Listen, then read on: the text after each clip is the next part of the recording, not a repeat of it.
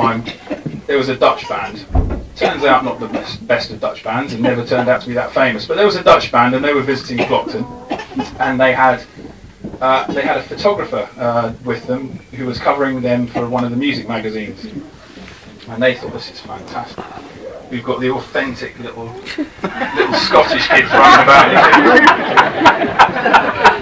Little did they know. Two Sassenachs in kilts, running around. But they took photos of us anyway. And here we are again, 30 years on. Dressed exactly the same. The only difference was then, you're a chubby wee bugger.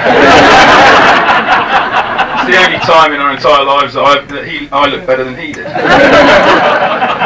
And as for his speech, all I would say is, Al is an art teacher. He spends his life being inventive and creative. I'm not meaning to suggest anything, but all I'd say is his particular speciality is surrealism.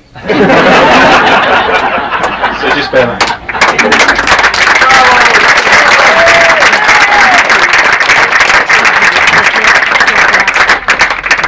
And although weddings are fantastically happy occasions and wonderful opportunities to celebrate, for friends and family to get together and to meet and to have fun and get to know each other, they're invariably reminders of people who can't be with us, who haven't been able to attend. Both of us had very special relationships with grandfathers and aunts and uncles, and we thought about it often, how it's a shame that they couldn't be with us today.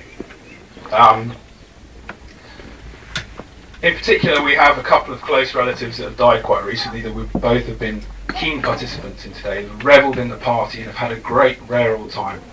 And so I'd like to propose a toast to Uncle Jim and Aunt Marion and to absent friends.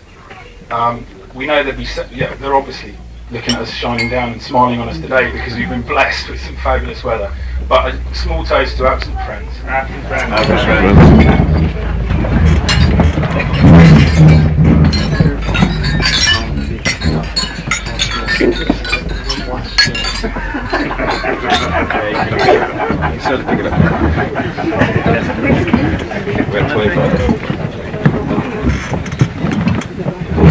Right, Fidelma.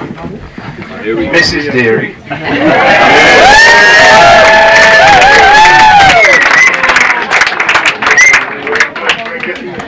Well, believe me, it's a certainly will take some getting used to. Just be thankful you're not a teenager playing rugby at an all-boys school. That explains a lot. Well, after certainly not Mrs. Dreary after 3 drinks. Words cannot express how excited and delighted I was when you came down the aisle. Absolutely stunning. Hear, hear. I have to say, all those threats to my life over the last 2 weeks, should I go into the spare bedroom wardrobe, have been worth it. Really absolutely stunning. Planning a wedding is an interesting and enlightening activity. It's fascinating how it shows the differences between men and women. And some people have said to me that it's a little bit like married life in microcosm. You very quickly learn who's the boss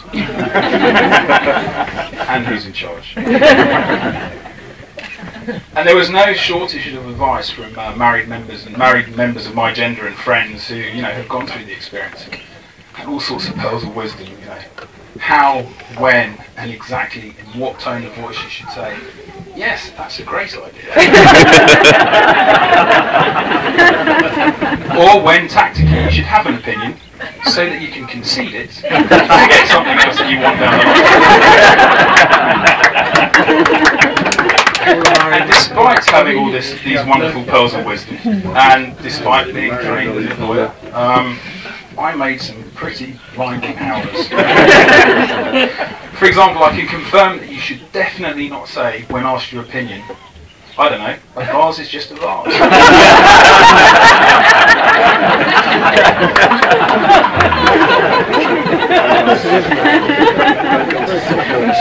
I can now confirm that the vase very definitely is not just a vase. After 2 days of buying vases, collecting vases, vases, taking vases home, deciding they weren't right, taking said vases back, looking for more vases. I was totally blissfully unaware up until that stage quite how many of London's markets were open at 6 a.m. weekdays and weekends. And also, it's quite a revelation to see just how much and how often you could fill a two-seater sports car with vases and assisted paraphernalia. But I think you made a fantastic decision. I mean, it's truly wonderful what you've done. The attention to detail.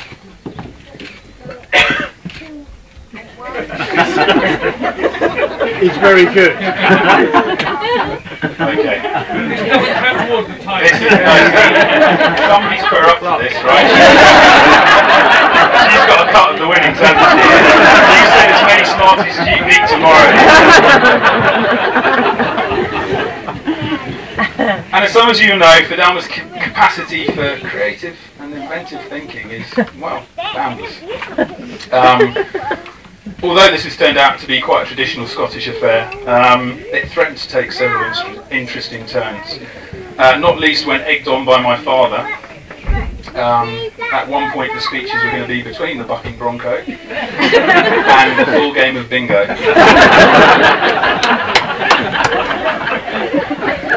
But as with the vase example, Fidelma's attention to detail, her passion, her creativity is, it's been really inspiring. I'm so proud of her, and everything that you see today is as a result of her energies and her efforts and her creativity, even down to the tiny wee ceramic roses that were holding up the menus today, for which she made every one of those herself over many long evenings in front of the TV. It really is. I mean, it's been absolutely incredible.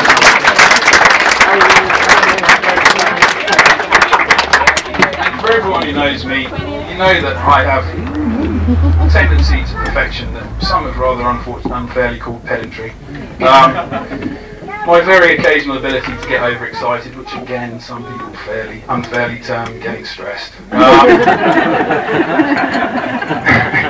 my slight capacity for brevity, which again rather unfairly has been termed grumpiness. But I think it's testimony to how fantastic Fidelma is, that I've been so uncharacteristically calm throughout the whole process. And again, that's largely down to you, so thank you so much.